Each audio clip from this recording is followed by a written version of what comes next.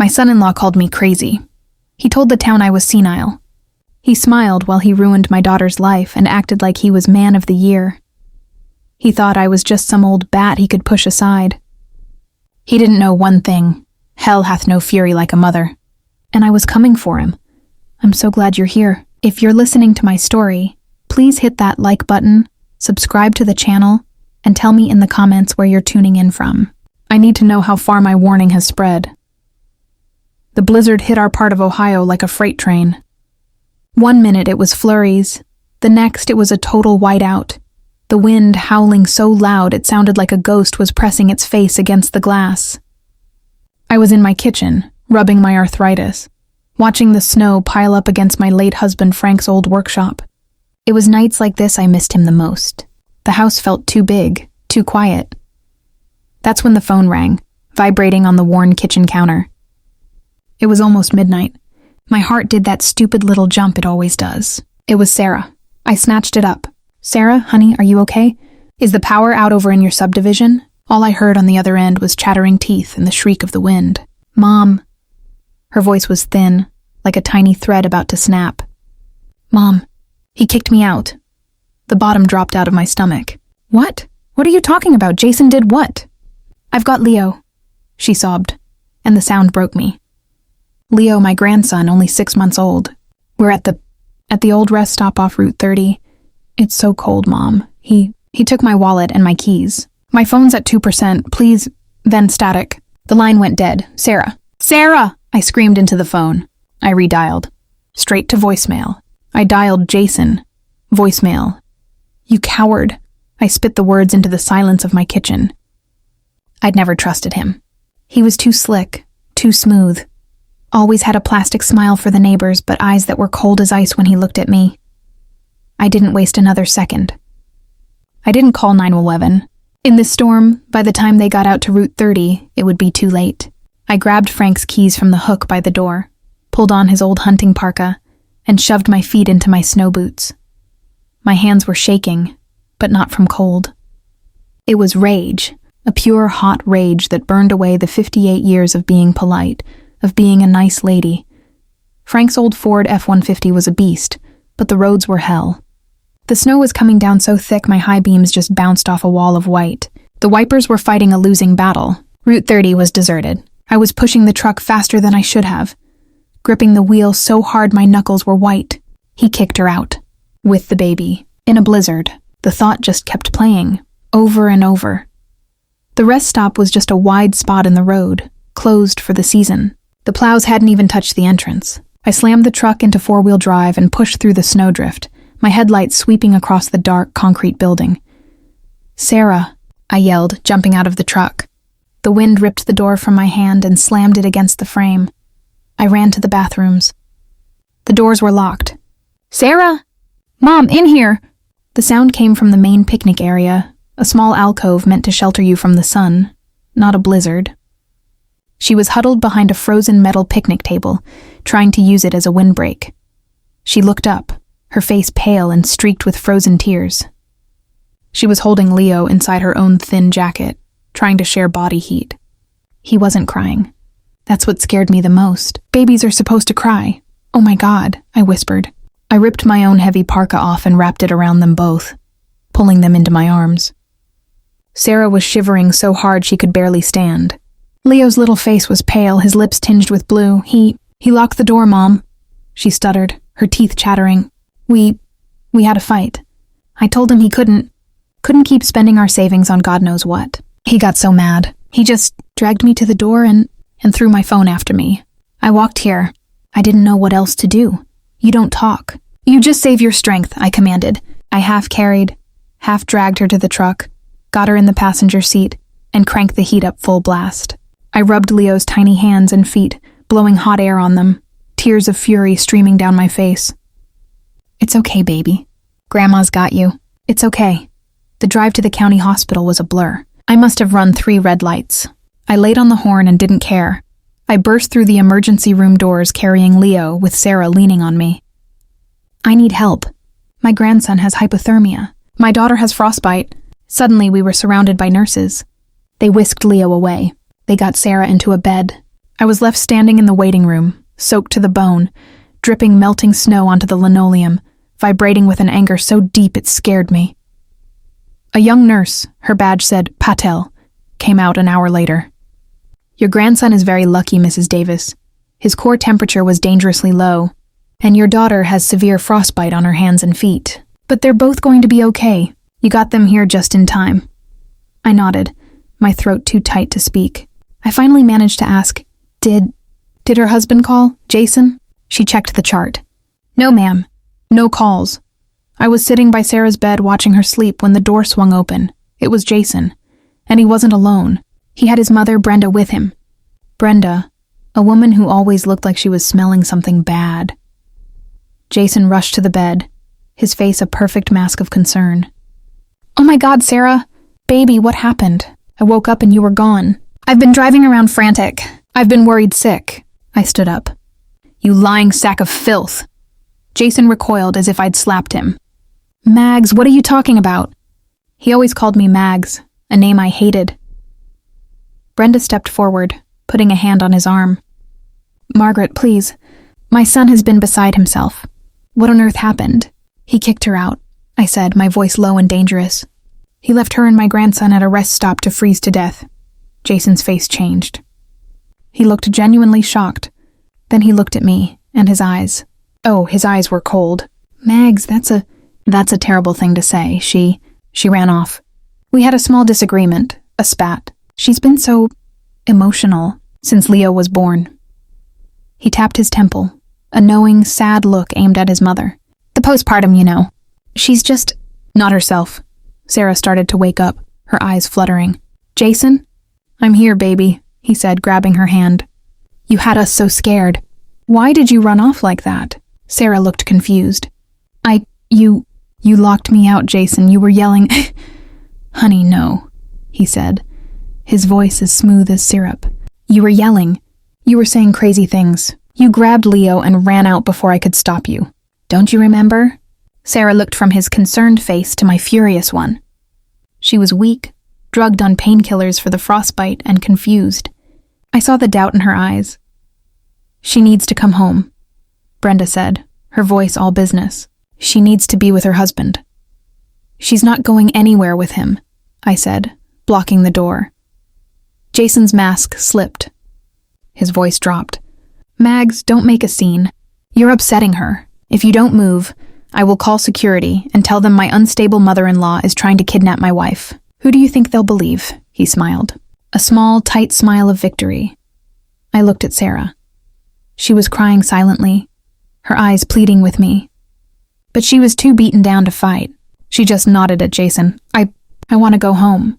My heart shattered into a million pieces. I had to watch as he got a wheelchair. As Brenda bundled up my grandson, cooing at him like she was the loving grandmother. I stood in that empty hospital room, the smell of antiseptic burning my nose. He had won. He had gaslighted my daughter right in front of me and painted me as the crazy one. I drove home as the sun came up, the snowplows finally clearing the roads. The world looked clean and white, but I felt dirty. I felt powerless. I sat at my kitchen table, Frank's old empty chair across from me. He thinks he's smart, Frank, I whispered to the empty room. He thinks he beat me. I picked up my phone. I scrolled past Sarah's name, past Jason's, until I found the number I needed. Kyle. It's Aunt Mags. Yeah, I'm fine. Listen, I need a favor. You're still a whiz with all that tech stuff, right? I need you to help me prove something. And Kyle, you can't tell a soul, especially not your cousin Sarah. My nephew Kyle runs a little hole-in-the-wall computer repair shop that always smells like burnt dust and soldering wire. It's sandwiched between a vape shop and a boarded-up laundromat. Kyle's a good kid, my sister's boy. He's smart, too smart maybe. He dropped out of college because he said they were teaching him stuff that was already 5 years out of date. He lives in a world of circuits and code I'll never understand, which is exactly why I was there at 8 in the morning, pounding on his steel-reinforced door. He opened it, blinking in the daylight. He was wearing a faded Star Wars t-shirt and boxer shorts, his hair sticking up in 6 different directions. Aunt Mags? What's wrong? Is it Mom? Your mom's fine, I said, pushing past him into the cluttered shop. "We need to talk, and you need to put on some pants." While he fumbled for jeans, I laid it all out. The call, the rest stop, the blue-lipped baby, the hospital, and Jason's sickeningly smooth performance, turning my own daughter against me, painting me as the crazy old biddy. Kyle listened, his face getting tighter and tighter. He stopped being the sleepy 20-something kid and turned into the sharp, focused man I knew he was. He leaned against a workbench piled high with dissected laptops. "Aunt Mags, what he did, that's not just being a bastard. That's attempted murder or endangerment or something. You told the cops, right?" "Told them what?" I snapped, the frustration making my voice raw. "That my son-in-law is a monster? It's my word against his. And he's already got Sarah convinced she's the one who's sick. He told her she has postpartum depression and ran away. She's so scared and confused she's starting to believe him." "Gaslighting," Kyle muttered, rubbing his chin. "Classic narcissist playbook." "I don't care what you call it in your internet world," I said, leaning forward. "I call it evil. You said you needed proof. I need it. I need to show Sarah what he is. I need to bury him." Kyle was quiet for a long minute. He walked over to a locked metal cabinet and pulled out a small, unlabeled cardboard box. "He's right about one thing, Aunt Mags. You can't go at him head on. He'll see you coming a mile away. You've got to play his game." "What game? Pretending I'm a senile old fool?" "Exactly," Kyle said, his eyes glinting. "You're going to be the most loving, supportive, slightly confused but well-meaning mother-in-law he has ever seen. You're going to apologize. You're going to say you were just hysterical with worry." I wanted to spit. "Apologize to him." "It's the only way he'll let you back in," Kyle said. He opened the box. Inside, nestled in foam, were things that looked like tiny black buttons, a USB wall charger, and a teddy bear. "What is this?" "This," he said, holding up the wall charger, "is an audio recorder. It's voice activated. Plugs right into any outlet. This," he tapped a button-sized object, "is a nanny cam. Battery lasts about 12 hours, or you can hardwire it. And this..." He picked up the bear, a fluffy brown thing with button eyes. "This is also a nanny cam. The lens is in the left eye. It records high-def video and audio and streams it straight to a secure server. Straight to my server, and from there to your phone." My heart started pounding. "You just have these?" Kyle shrugged. "I do. Security consults for people. Usually messy divorces. Look, Aunt Mags, this is super illegal. Like, go to jail illegal. Planting surveillance devices in someone's home without their consent? That's a felony." I looked him straight in the eye. "And leaving your wife and baby to freeze to death?" "What's that?" He nodded slowly. "Yeah, okay, so here's the plan. You need a Trojan horse. You need a reason to be in that house. Alone. For at least 10 minutes. And you need a gift. This bear is your gift. For Leo." What kind of monster would suspect a teddy bear from Grandma? The plan formed, ugly and necessary in my mind. I was going to have to eat crow. I was going to have to go to that house, look that snake in the eye, and beg for forgiveness. I spent the rest of the day rehearsing. It was the hardest thing I'd ever done. Every time I practiced my apology in the mirror, I saw Frank's disappointed face. "We don't bow to bullies, Mags," he'd say.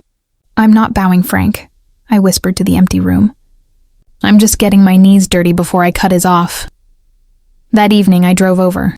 I had the teddy bear in a bright blue gift bag on the passenger seat. My hands were shaking so bad I had to grip the steering wheel until my knuckles turned white. I rang the bell. I could hear Leo crying inside. It was a fussy, tired cry. Brenda, Jason's mother, opened the door. She looked at me like I was something she'd scraped off her shoe. "Margaret, I think it's best if you leave. Jason and Sarah need to rest." "Brenda, please," I said, forcing my voice to tremble. I even managed to squeeze out a tear. I just came to apologize. I was out of my mind with worry. When I saw her at the hospital, I wasn't thinking. I said horrible things." Brenda's hard face softened, just a fraction. She loved this. She loved seeing me brought low. Jason appeared behind her, holding Leo on his hip. He looked tired, but his eyes were sharp. "Mags, this isn't a good time." "Jason, I am so sorry," I said, pushing past Brenda just enough to get into the foyer. "I was wrong. I was hysterical. I know Sarah's been struggling, and I should have been more supportive.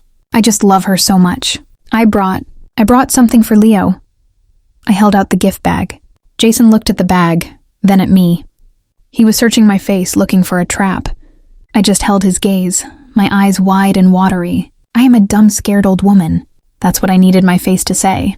He finally took the bag. That's nice of you, Mags, thank you. Can I just see her? For a second. She's sleeping, he said flatly. Okay, I'll let her rest. I turned to go, then stopped, as if I'd just remembered. Oh goodness, Jason. My phone is dead, and my car is making a funny noise. Could I possibly use your restroom before I head home? It was the perfect, harmless, annoying old lady request. Brenda sighed, annoyed. Fine, it's just down the hall. Thank you. Thank you so much. I walked down the hall, my heart hammering against my ribs. I could hear them in the living room, Brenda whispering, "See? She's just a lonely old woman." And Jason's non-committal grunt. I ducked into the bathroom, locked the door, and leaned against it, breathing hard. Get it together, Mags. I flushed the toilet for show, ran the water, then I slipped back out. The hallway was empty. The living room was just around the corner. I could see the edge of the fireplace. That was the spot. The main hub of the house. I clutched the other device Kyle had given me, the audio recorder disguised as a phone charger. I walked quickly into the living room. I'm just heading out. Thanks again, I called. Jason's voice came from the kitchen. Yep, drive safe, Mags. I saw the outlet. It was partially hidden behind a big, fake-looking ficus plant next to the TV. Perfect. I bent down, pretending to fix my boot. My hands were shaking violently. I unplugged the little scented oil thing that was already there and shoved my own plug into the socket. It looked normal. It just looked like a white phone charger, forgotten by a guest.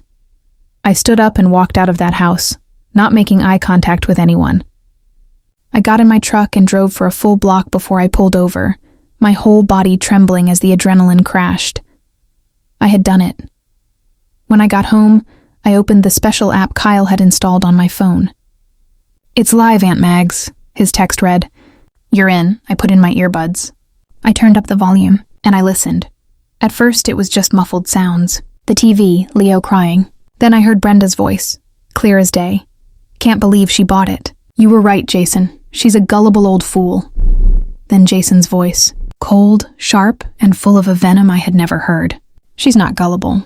She's dangerous. She's the only one who doesn't buy my act. But don't worry. I'll handle Sarah, and if her crazy old mother tries to get in my way again, I'll make sure she's put somewhere she can't bother anyone. A cold dread settled over me, heavier than the blizzard. This was worse than I thought. He wasn't just a gaslighter. He was planning something, and I was the only one who knew.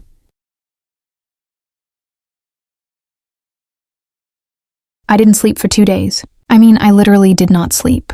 I sat in my vinyl recliner, Frank's old Afghan wrapped around me, with a single white earbud screwed into my right ear. That little plastic plug became my entire world. It was a direct line into the heart of that house, and I was hooked. Most of it was poison. Just the slow, steady drip of venom Jason fed my daughter. I'd hear the TV on, some bright, stupid game show. Then Jason's voice, smooth as oil. You're just going to sit there, Sarah? The baby's crying. Again. You even hear him? Her voice, small. I was just resting my eyes. You're always resting. You know, Brenda was right. I'm handling a wife and a newborn. It's like having 2 babies in the house. You're just not holding up your end, honey. It's pathetic.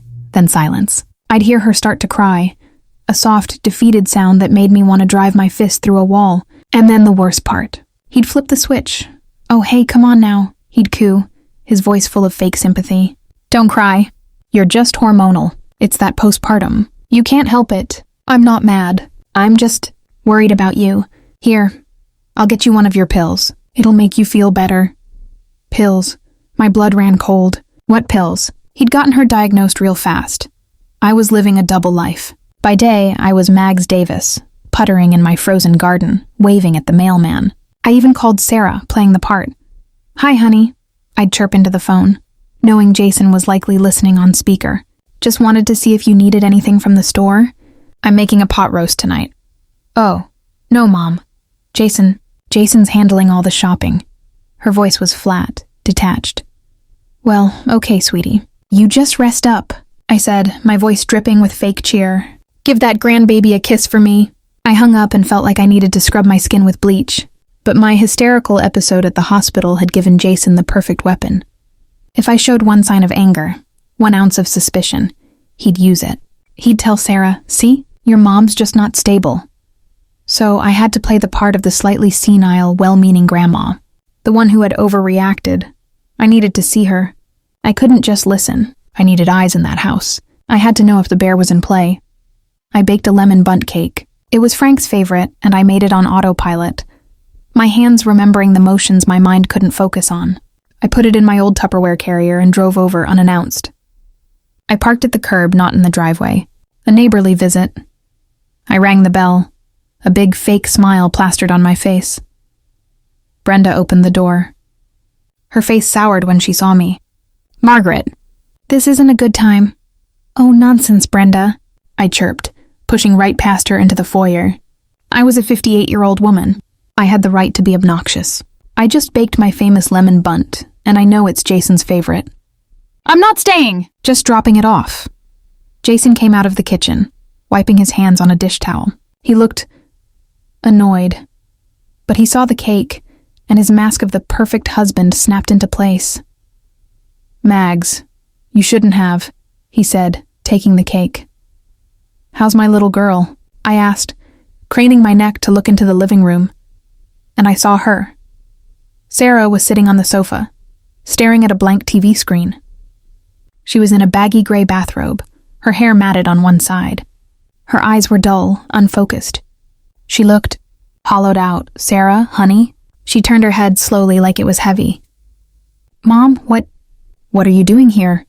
"Just brought a cake, sweetie," I said, my voice cracking for real this time. I walked over and touched her forehead. She was clammy. On the coffee table in front of her was a weekly pill organizer, the kind I used for my blood pressure, and 2 empty glasses. "She's just tired, Mags," Jason said, his voice hard, right behind me. "The doctor has her on a strict rest schedule. You're overstimulating her." My eyes scanned the room, desperate. And then I saw it. My heart nearly leaped out of my chest. On the white-painted fireplace mantel, sitting between a framed wedding photo and a high school graduation picture, was the teddy bear. Jason had put it right there. In the center of the room, it was angled perfectly, watching the entire sofa, the coffee table, the entrance to the hall. He thought it was a stupid gift. Instead, it was my Trojan horse. It was my witness. "Well, I'll just let you all get back to it," I said, backing away. I couldn't get out of there fast enough. I gave Sarah a kiss on the top of her head. Her hair smelled sour. She wasn't bathing. "I love you, baby." She just nodded, her eyes already drifting back to the black screen. I drove home, obeying the speed limit by sheer force of will. The second my front door was locked, I called Kyle. "He's got her on pills, Kyle," I said. "No hello. She's a zombie. He's got her doped up. He's keeping her in a fog." "Aunt Mags, calm down." "What did you see?" "I saw the bear. It's on the mantel. It sees everything. Can you turn it on?" "Can I see?" "It's been on, Aunt Mags," he said quietly. "It's motion activated. It records everything to the server. I didn't want to overwhelm you. The audio was bad enough." "Are you sure you're ready for the video?" "I'm ready," I said, my voice like stone. "Okay.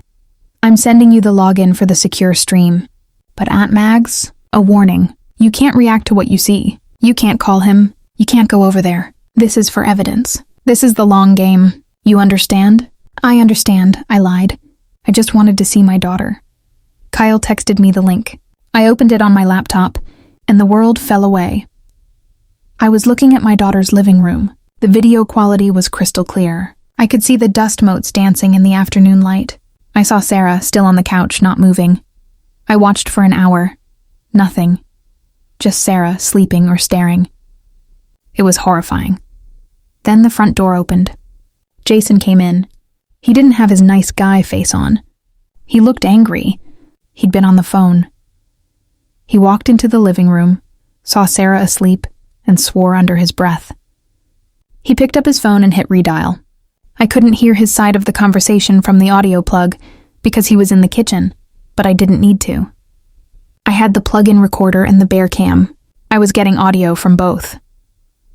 I switched my earbuds to the feed from the living room audio plug, the one by the ficus tree.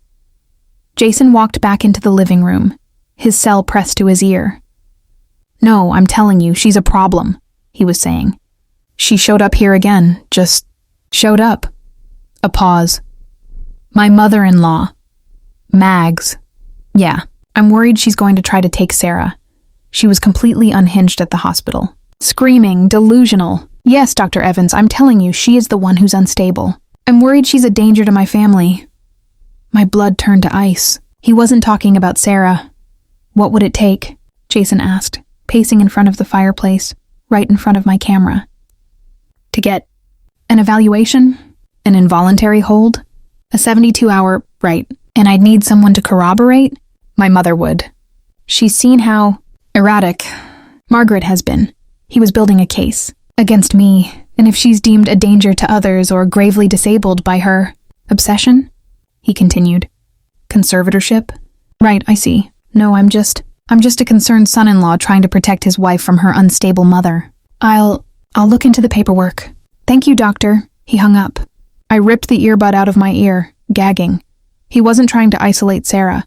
He was trying to remove me. He was going to use my love for my daughter as proof that I was crazy. He was going to have me locked up, and once I was gone, declared mentally unfit.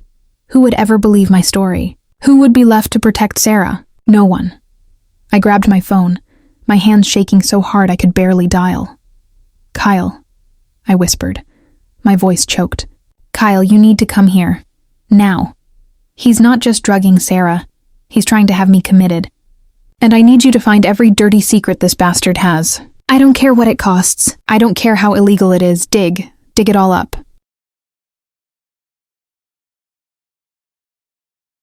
Kyle was at my house in 15 minutes. He must have broken every speed limit in the county. I was pacing my kitchen, the linoleum worn down to the backing in the path between the sink and the stove. I'd walk that path 1,000,000 times waiting for Sarah to come home from school, from dates, from college. Now I was walking it, praying I could save her life. "He's going to put me away, Kyle," I said, my voice shaking so hard it didn't sound like mine. "He's going to have me thrown in a padded room. He called a doctor! He's methodical." "Stop," Kyle said. He grabbed my shoulders, his grip firm. "Breathe, Aunt Mags, just breathe. You're not hysterical. You're not crazy. You're angry. And you're right." He let go and pointed to my laptop. Show me the video from the bear." I fumbled with the mouse, my hands slick with sweat, and hit play on the file he'd saved. We watched it together. The video from the teddy bear's eye, perfectly clear. Jason, pacing in front of the fireplace, his face a mask of false concern. And the audio from the wall plug, synced up, catching every poison-laced word. "Involuntary hold? 2 hour, corroborate. My mother would... conservatorship." Kyle was silent. He watched it once. Then he watched it again. His face, usually so open and young, had hardened into something I'd never seen before. "It was cold. Okay," he said, his voice flat. "He's declared war. Now we burn his house down. Metaphorically. I told you." I nearly shrieked. "I told you to dig! What did you find?" "I've been digging since you called me from the hospital," he said, pulling a chair up to my kitchen table and plugging in his own beat-up laptop. My little Formica table suddenly looked like a command center. I started with the basics. Social media, public records. Jason's a ghost. Clean credit, no criminal record, pays his taxes. He's boring. He's not boring. He's a monster! That's just it, Aunt Mags. He's not Jason, the monster. He's Jason, the con man. He's clean because he uses other people. He uses Sarah. He turned the laptop to face me. "You gave me Sarah's passwords. I got into her email, her bank accounts." "Did he?" "He did." Kyle's voice was grim. "He's been siphoning money from their joint savings for 8 months. Little amounts, $500 here, $800 there. It adds up. He's drained almost $40,000. My legs gave out, and I sank into the chair opposite him. That was their down payment. That was Frank's money. I gave them that money. It's gone, Kyle said. Wired to an offshore account. Untraceable, at least for me. Not without a federal warrant. But that's not the worst part. I just stared at him, my heart a cold, heavy stone in my chest. He used her information to open 2 credit cards. In her name only. American Express Platinum and a Visa. They're both maxed out. To the tune of about 30 grand. On what? I whispered. Kyle's fingers flew across the keyboard. He pulled up a spreadsheet. A trip to Miami. 2 months ago. While Sarah was 7 months pregnant. She told me that was a work conference. It wasn't, Kyle said. He also bought a $5,000 diamond bracelet from a jeweler in Miami, and he's been paying rent on an apartment. An apartment? They have a house. Not in their subdivision, Aunt Mags. A high-rise downtown. Near the university. He's been paying $1,200 a month for 6 months. The image clicked into place. The pills to keep Sarah foggy. The money. The secret apartment. He has someone else, I said. It wasn't a question. Her name is Amber, Kyle said, pulling up a picture from an Instagram account that was set to private. But Kyle apparently didn't care about private. The girl was young, maybe 22, all teeth and blonde hair, posing in a bikini on a beach. The beach from Miami. On her wrist, a diamond bracelet. She's a student, and she's been posting, bragging about her rich new boyfriend who's getting out of a bad situation. I felt the bile rise in my throat. He was robbing my daughter, who was at home, pregnant and sick, to fund a new life with this child. That's why he kicked her out, I said, the pieces fitting together. She must have found a bill. She confronted him. He panicked and he threw her out in the storm. And when you saved her, he had to pivot, Kyle finished. He couldn't just get rid of her. So he started the postpartum narrative. The unstable narrative. He's drugging her to keep her too sick to look at the mail, to check the accounts. And he's building the crazy narrative against you, the only person who sees through his act. If he can get you committed, who's left to stop him? So what do? I demanded, my rage returning. We have the video. We have the bank records. We go to the police! And say what? Kyle said, shutting the laptop. Hey, officer, I illegally bugged my son-in-law's house. And by the way, here's some bank statements I hacked into. Aunt Mags, this is fruit of the poisonous tree. It's all inadmissible. A good lawyer, and he can afford one with Sarah's money, will have us arrested for felony surveillance and identity theft. Jason will walk, and Sarah will be trapped with him forever. He was right. The knot in my stomach tightened. He had built the perfect trap. So we just watch? I felt the helplessness creeping back in. No, we don't watch. We hunt, Kyle said. His eyes were dark. We have all this knowledge, but we need evidence. We need something clean, something the cops can't ignore. Like what? Like him admitting it, or catching him in the act of fraud, or getting Amber to flip on him. We need to find a way to make all this private information public, legally. I was trying to wrap my head around that when my cell phone rang. It was an unknown number, a local prefix. I looked at Kyle. He nodded. I put it on speaker. Hello? Mrs. Margaret Davis? The voice was a woman's. Professional. Crisp. This is she. My name is Dr. Amanda Evans. I'm a psychiatric case manager with the county health system. I'm calling because your son-in-law, Jason, has filed a formal petition for an emergency mental health evaluation. My blood pressure skyrocketed. I gripped the edge of the table. He what? Mr. Miller has expressed grave concern for your stability, and, by extension, the safety of his wife and child. He has documented several incidents of erratic behavior, obsession, and delusional statements. His mother, Brenda Miller, has co-signed the petition as a witness. The son of a bitch. He actually did it. This is insane. I stammered, my voice trembling with rage, not weakness. That's for us to determine, Mrs. Davis. Now, we prefer to handle these things voluntarily. I'd like you to come down to our offices tomorrow at 9 a.m. for an intake evaluation. It's just a conversation. We can clear this all up. And if I say no? I asked, my voice dangerously low. There was a pause. The professional warmth in her voice vanished, replaced by cold steel. If you refuse to come in voluntarily, Mrs. Davis, the petition allows me to dispatch a sheriff's deputy to escort you here for a 72-hour involuntary psychiatric hold. For your own safety. I trust that won't be necessary. I was speechless. The phone was still in my hand, but I couldn't hear her. He had won. He was a step ahead of me. He was going to have me locked up tomorrow. And with me out of the way, medicated and labeled crazy, Sarah and Leah would be his.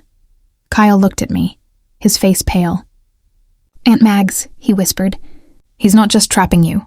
He's giving us a deadline." I looked at the clock on the wall. 10 p.m. "Tomorrow at 9 a.m., I said, my voice shaking. But the fear was burning off, leaving something else behind. It was a cold, hard calm. "We have 11 hours. 11 hours to find a legal way to destroy him." 11 hours. The clock on my stove, a stupid, sunny yellow daisy clock I'd had since the 70s, suddenly felt like a bomb. 9 a.m. He was sending a sheriff. He was going to have me dragged out of my own home in my bathrobe while my neighbors watched. He'd paint me as the crazy, hysterical mother. And by the time I got out of a 72-hour hold, if I got out, Sarah would be so drugged and so deep in his lies, I'd never get her back. "He's using our own evidence against us," I whispered, the horror of it settling on me. My obsession, my delusional statements. "He's twisting my investigation into proof of insanity. We've been feeding him the rope." Kyle was pale, but his fingers were flying across his keyboard, a blur of motion. "He's cocky, Aunt Mags, that's his mistake. He thinks he's the smartest guy in the room. He thinks he's dealing with a tech-illiterate old woman and a doped-up wife. He's not. What are you doing?" I snapped, my patience gone. "We don't have time for more hacking."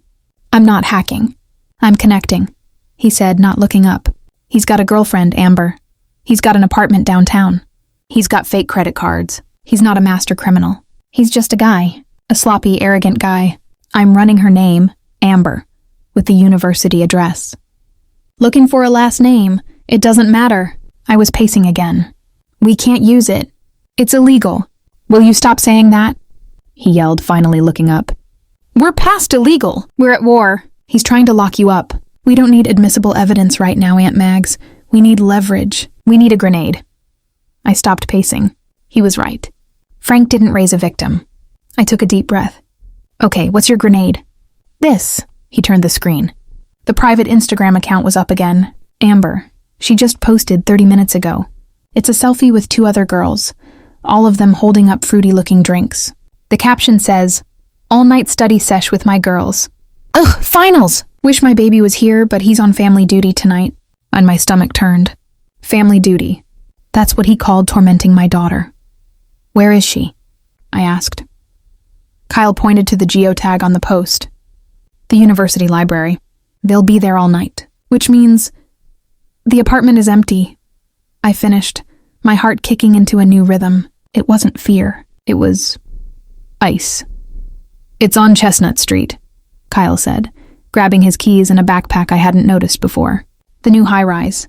I can get us in the building. A digital lock on her door is tricky, but not impossible."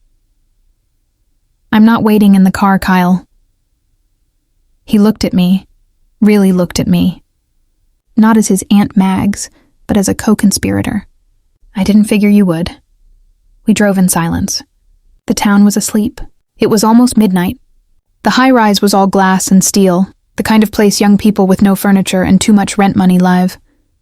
Kyle parked in a dark spot down the street. "Okay," he said, pulling 2 black beanies and a small, complex-looking toolkit from his bag. "I go in first. I'll text you an all clear. You're the lookout. You see anyone in the hall, you text me 1, and you walk out. Don't run, just walk." I nodded, my mouth too dry to speak. He was gone for 3 minutes that felt like 3 years. My phone buzzed. "Clear. App 12B, come on up." The elevator was silent, the hallway thick with carpet that smelled like stale air freshener. The door to 12B was slightly ajar. I slipped inside, and Kyle locked it behind me. The apartment was awful. Gray sofa, gray rug, giant TV. It looked like a furniture showroom. And it was freezing. "He doesn't pay for her heat, I guess," Kyle muttered. "Okay, what are we looking for?" "Paper," I said, my mind suddenly clear. He's smart enough to use her place as a mailing address for his real dirt. He wouldn't risk Sarah finding it at the house.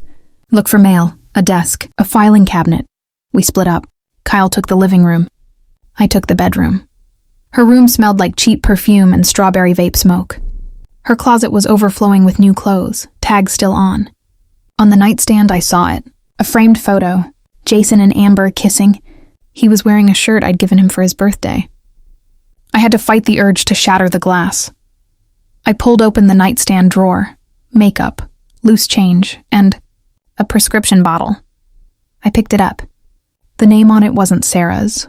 It wasn't Jason's. It was Amber Evans, and the prescription was for oxycodone. Filled just last week. Kyle, I called out, my voice low. I think our girl's got a problem. He came into the doorway. What is it? He looked at the bottle. Okay, so she's an addict. He's probably her supplier. That's how he controls her. It's still not enough. I know. I was frustrated. I tore the room apart. I looked under the bed, under the mattress. Nothing. Just clothes and trash. Aunt Mags, in here. I ran to the kitchen. It was a tiny little alcove. Kyle was pointing to the kitchen desk, just a small laminated counter. It was piled high with mail, junk mail, university flyers, and 3 pristine white windowed envelopes. They were all addressed to Mr. Jason Miller at this apartment number. They weren't from a credit card company. The return address was Midwest Mutual Assurance. My hands were trembling so badly I could barely open the first one. What is it, Aunt Mags? I pulled out the single sheet of paper. It was a declaration page. My eyes scanned the jargon. Policyholder, Sarah Miller. Insured, Sarah Miller. Beneficiary, Jason Miller, husband. Coverage amount, $1,000. Policy effective date, My breath hitched. I read the date. It was the day after I found Sarah at the rest stop. The day he'd come to the hospital and fed her that lie about postpartum.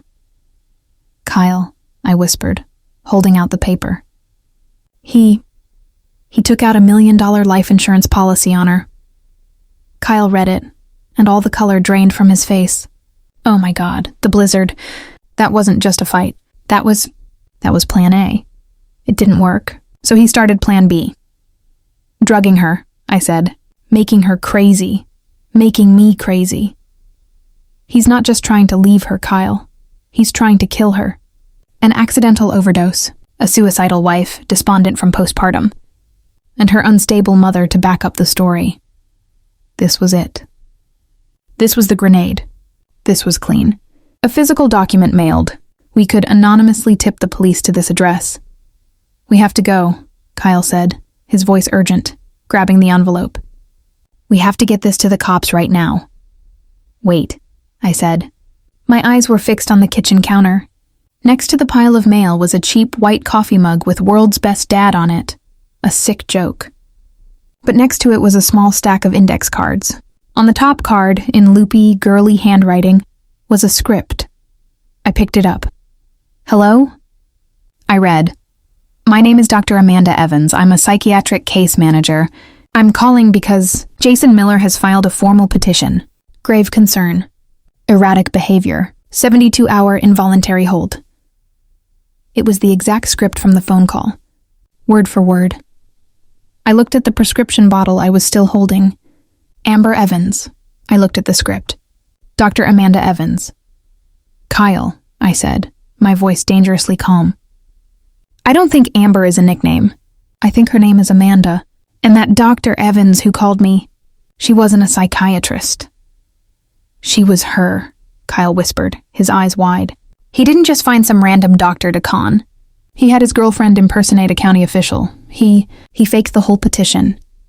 My 9 a.m. appointment wasn't real. It was a bluff. A terrifying, brilliant bluff to get me to a real hospital voluntarily, where he could feed his lies to a real doctor, or to get a sheriff to detain me based on a fraudulent report, starting a chain reaction I couldn't stop. I looked at the life insurance policy. I looked at the script. He's not a con man, I said. He's a sociopath, and he's getting sloppy. I put the script in my pocket. I grabbed the life insurance policy. Kyle, I said, walking to the door. We're not going to the police, not yet. They'll get tangled in paperwork. We're going to my 9 a.m. appointment. Oh yes, we are. But we're not going to the county building. Then where are we going? I smiled. It was the first time in weeks. It wasn't a nice smile. We're going to my house. He wants a show? We'll give him one. And we're bringing the entire audience.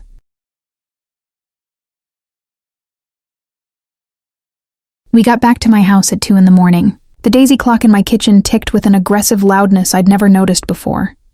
Tick, tock. 7 hours left. Tick, tock. 6 hours. 59 minutes. I made a pot of coffee so strong you could have patched a tire with it. I sat at my Formica table, Frank's empty chair across from me, and laid out our spoils.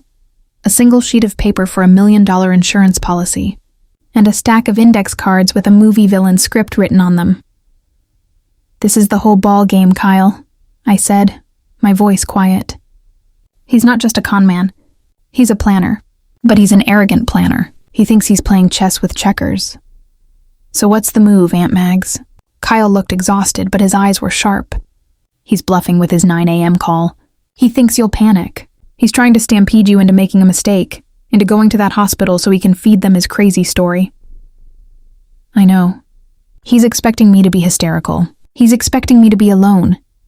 I picked up my phone. He's wrong on both counts. First, I called my nosiest neighbor, Agnes Petrov. Agnes has lived 3 doors down for 40 years and knows if someone's mail is running 5 minutes late. "Agnes," I said, pitching my voice to just the right level of frightened but trying to be brave. I'm so sorry to call this late. It's Jason. He's been very unstable since Sarah's episode. He blames me. He's threatened to have me taken away. He said he's coming at 9 a.m. to do it. I'm so scared, Agnes. Could you just watch, just in case?" Agnes ate it up. "That monster. Don't you worry, Margaret. I'll be right on my porch. The whole neighborhood will know if he tries anything." "Thank you," I whispered. "You're a lifesaver." I hung up. Audience part 1 secured. Next, I dialed 911.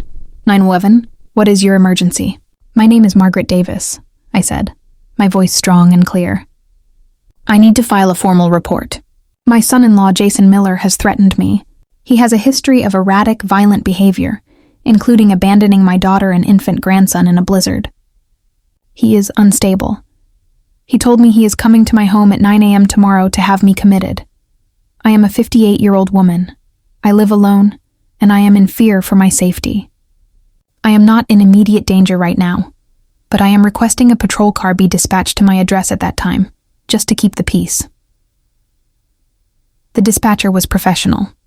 She took my information. She confirmed the address. Audience part 2 secured. Finally, Kyle got to work. He set up a small, discreet laptop on my living room bookshelf. "This is a new stream, Aunt Mags," he said. "It's broadcasting the feed from the teddy bear's eye. Live. Right now. Sarah's on the couch. She's just staring." My heart broke. "Is she?" "She's alive. She's just gone. But the audio from the wall plug is live too." He hooked a small Bluetooth speaker to his phone. "I'm going to sit in Frank's old office. The second Jason says anything, the second he lies, I'm hitting play on the audio from his house. Loud enough for everyone to hear." "No," I said, putting my hand on his. "That's illegal. We can't use it." "Aunt Mags." "We can't use it to convict him," I said, my eyes cold as ice. "But we can sure as hell use it to break him. He wants to play he said, she said? Fine, let's hear what he said." At 8:45 a.m., I was on my front porch swing, sipping coffee. I was wearing my good Sunday trousers and a clean blouse. My hair was combed. I was the picture of a calm, sane Ohio grandmother. Just like I knew she would be, Agnes Petrov was weeding her front garden, in plain view. Mr. Henderson from across the street was suddenly fixing a sprinkler head. The neighborhood grapevine had worked its magic.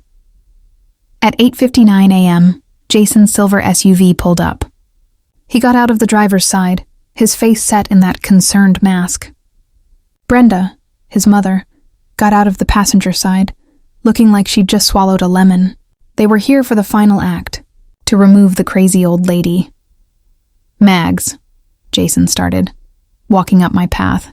his voice dripping with fake pity. "I'm so glad you're being reasonable. The doctors are waiting. We'll get you the help you need." "What doctors, Jason?" I asked, not getting up. "You mean Dr. Amanda Evans?" "I'm afraid she's not a real doctor, but she is a very convincing actress." Jason stopped. His mask didn't just slip. It shattered. His face went pale. Brenda looked confused. "Jason? What is she talking about?" "She's delirious," Jason snapped, his voice losing its smooth edge. She's making things up. Mom, just wait in the car." "No, Brenda, you stay," I said, finally standing up. "You're part of this. You co-signed the petition, didn't you? The one based on lies? Or did he not tell you about that part? You crazy bitch," Jason hissed, taking a step toward me. How did I know?" I smiled. It wasn't a nice smile. "You're sloppy, Jason. You're so arrogant you thought no one would ever check. You had your girlfriend, Amber, the one you've been funding with Sarah's stolen money, read a script to me." I pulled the index cards from my pocket and tossed them on the porch. "This script," Brenda gasped. She looked at the cards. She looked at her son. "Stolen money? Girlfriend?" "Oh yes," I said. "And that's not all he's been busy with." "Right, Jason. Tell her about the $1 million life insurance policy you took out on my daughter. The one dated the day after you left her at the rest stop to freeze to death." Jason's face was a mess of rage and panic. He was cornered. You were in my house! You were spying on me!" he roared, pointing a finger. "She's obsessed. I am obsessed," I said, my voice ringing out across the quiet street. "I'm obsessed with my daughter. The one you're drugging into a stupor? The one you were planning to kill for a payday? Prove it!" he screamed. And just as he said it, just as his face was twisted in that ugly, pure confession of hate, a patrol car, lights flashing, pulled up to the curb. 2 officers got out, their hands on their belts. "Ma'am, Mrs. Davis, we got a call about a disturbance?" "Yes, officer. Thank you for coming," I said, my voice perfectly calm. "This is my son-in-law, Jason Miller. I believe you just heard him confess to a lot of things. He was just explaining how he's been drugging my daughter, Sarah, and how he took out a life insurance policy on her right before her accident. He's also here, I believe, to have me committed based on a fraudulent report, which he had his girlfriend, Amanda Evans, file by impersonating a county health official. He seems very unstable." The world went silent. Agnes Petrov was standing on her lawn now. The officers looked at Jason, who was white as a sheet, vibrating with rage. They looked at Brenda, who was openly weeping. I didn't know," she wailed. He said she was sick. He said you were, oh God." "Sir," the taller officer said to Jason, "is what she's saying true?" "No, she's lying. She's a crazy old bat. He was drowning." "Officer," I said, "my nephew is inside. He has a lot of documentation, bank statements, credit card fraud, and a copy of that life insurance policy. I believe you'll also find my daughter at their home, over-medicated and unable to care for herself. That should be grounds for a welfare check, shouldn't it?" Jason made a sound, a low animal sound, and he lunged. Not at me, at the front door. He was going for Kyle, for the evidence. He never made it. The 2 officers had him on the ground and in cuffs in under 10 seconds. He was screaming, finally, all the poison coming out. "I'll kill you! You hear me, Mags? I'll kill you. Add terroristic threats to the list," the officer said into his radio. Epilogue. I'm back in my kitchen. It's 6 months later. The daisy clock is ticking, but it's a peaceful sound now. Outside, the snow is gone, replaced by Frank's overgrown rose bushes, which Sarah has been carefully pruning. She's living with me. She's thin, and the shadows under her eyes are still there. But she's here. She's in therapy. She's clear-eyed. She's holding Leo on her hip, and he's not a pale, blue-lipped baby anymore. He's a chunky, giggling monster who just threw his spoon on the floor. "Mom," Sarah says, laughing, as she bends to get it. It's the most beautiful sound in the world. The trial was a slam dunk. The police with a real warrant found Sarah exactly as I said. They found the pills. They found the apartment. Amber Evans, facing a felony impersonation charge, flipped on Jason faster than a pancake. She told them everything. The murder part was hard to prove, but they got him on conspiracy to commit fraud, felony endangerment, identity theft, and a dozen other things. He'll be gone for 20 years. Brenda sold her house in a week and moved to Arizona. Good riddance. The illegal evidence? The bear, the audio plug? Kyle wiped them clean. We never mentioned it. We didn't have to. The insurance policy and the script, found in his car during the legal search, were all it took. The arrogant planner had left his playbook lying around. I pick up my coffee cup. Leo gurgles at me, his little fists reaching for my hair. Jason called me a crazy, senile old bat. He thought he could just push me aside. He thought I was done. He forgot the most important thing. I'm a mother. And in my house, I always have the last word.